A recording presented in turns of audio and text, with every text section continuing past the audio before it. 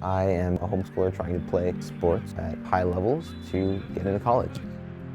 I'm seeing all of these players that I've competed with for years and years and years succeeding and taking the steps that they need to chase after their dreams. And I'm sitting here frustrated knowing that I can't because the Tim Tebow Bill didn't pass. The Tim Tebow Bill would allow homeschooled students to participate in public schools' sports teams. This long, ongoing issue has been split fairly down the middle throughout the country. My name is Caleb Carter. I just turned 17, so I've been homeschooled for 5 years. It fit my style of learning much better and gave me more freedom with the subjects that I wanted to learn. We had established that we definitely wanted to move forward with homeschooling because he was thriving in that environment. So the next problem was, how does he play soccer? It became an issue Caleb's 9th grade year when everyone started playing for their high school team, and then he didn't have a place to play.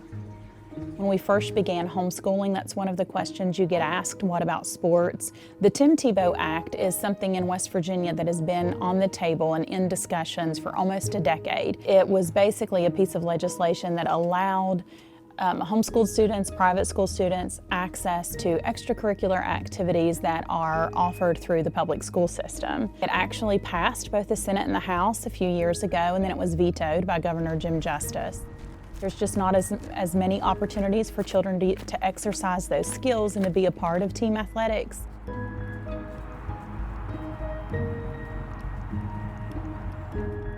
I am the only homeschooler on my travel team right now. All of the travel players that I'm playing with right now play for their school. They are training 5 times a week with multiple games in each week. I try to run as much as I can. I try to do as much fitness as I can. But it's still so much different when you're talking about in-game. Yep. I did not play for any school or travel team in the fall for my freshman year, and that was the longest break that I've ever taken since I was 4 from playing soccer. You can't represent something that you're not part of. So if there's a name on your shirt, you go to that school, you're representing that school. We try not to separate the sports perspective from the school, that if you're a homeschool student, you're breaking the #1 rule that says you must be enrolled in that school. I have a son, he's a really good pitcher, and he missed out on those 11th and 12th grade years of being able to play any organized sports. So watching him grow up without that opportunity has really motivated me to be on top of things with the Tim Tebow Act. The homeschoolers aren't going to come in and take positions from public school players who deserve them. Homeschoolers live in those districts. I still pay taxes for all of these schools, but my child's not allowed to go participate. Nowhere in our rule book does tax ever come up. It never says if you pay taxes, you get to participate. People who don't own a car, don't own a house, maybe on some sort of subsidy, they don't pay taxes at all. But if they come to school, they're enrolled in that school, then they get to participate if they meet all other eligibility requirements. There's a large number of homeschool students in West Virginia. And if all those kids start participating, then there could be an additional cost to each county. I mean, I think when we went to the virtual school, we've compromised.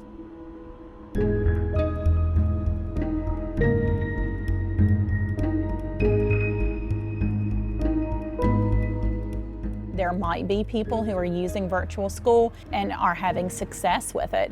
That doesn't mean it's the answer to our dilemma.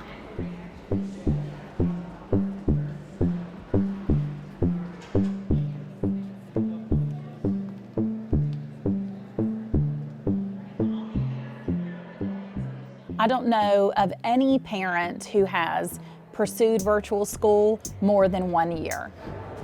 Are you guys familiar with the Tebow legislation for homeschoolers? Good. Yeah, I actually had a daughter who had to go back to school just so she could play softball. She plays softball. Mm-hmm. And so she plays with her community. Sure she does. But then when she's in high school... Absolutely. My son pitched his last game this summer before his 10th grade year. I know, it's heartbreaking. He's 19. I pay taxes on these programs, and yet we aren't allowed to participate. How old are your daughters? 13 and 15. We passed it in 2017 and Jim Justice vetoed it, saying that the virtual school now was the solution. But what we're saying is it's not the solution. It wasn't the solution for 24 other states. Nice to meet you. What was your name again? I think that the homeschooling parents in West Virginia overwhelmingly have the best intentions for their children.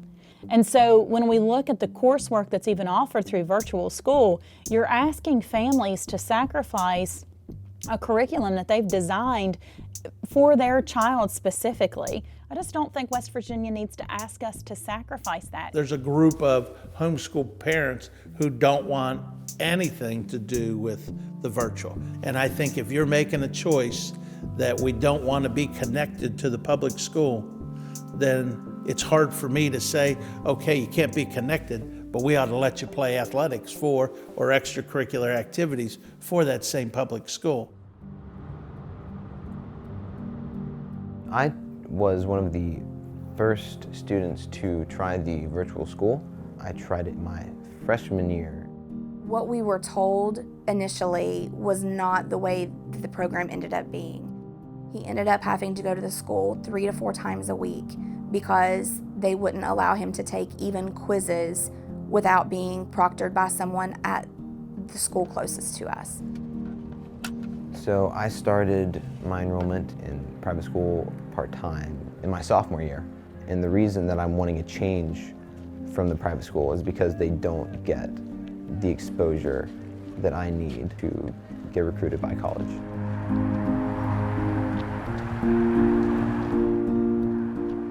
My dream college that I would go to would be Ohio State. So the only time that a coach or recruiter from Ohio State can see me is when I'm at a college camp.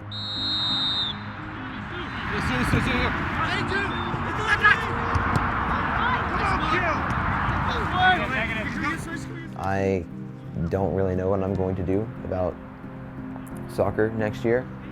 If the Tim Tebow Bill would get passed, then it would solve so many problems for me. 17 Republicans voted no on it last year, and he's not here anymore. But anyway, so these are the ones you need to work on. Okay. Some of these can easily be swayed, but if you look at what our vote total was, we weren't far away last year. I'm just going to be very blunt about it. This is about money. Otherwise, they wouldn't make the virtual school argument. They would say, we want you in our school system. Right. If this passes, will the sky fall in the next 2 years? Will we see this influx, this crazy, the SSAC can't handle what's going on? No, you're actually going to see a small percentage. I mean, very small percentage. And even then, that small percentage are just going to be the people who are trying out. We, as the SSAC and our member schools and the homeschool community, need to work to resolve this. You know, this needs to be resolved by us, the parties who are involved. And if we have to go back to the legislature, it's going to be a fight, a 10-year fight again. I don't know anyone who is well-versed in history who says you get what you get and you don't throw a fit and think that that is sufficient for the American culture. We're Americans, we fight for freedoms, and that's what homeschooling parents are doing through the Tim Tebow legislation. All of the players that are on his travel team right now, in the fall they go to play with their schools. Knowing his passion for the game and knowing how much time and effort he gives, and then having to watch him not be able to go out there and play and have these experiences is really heartbreaking.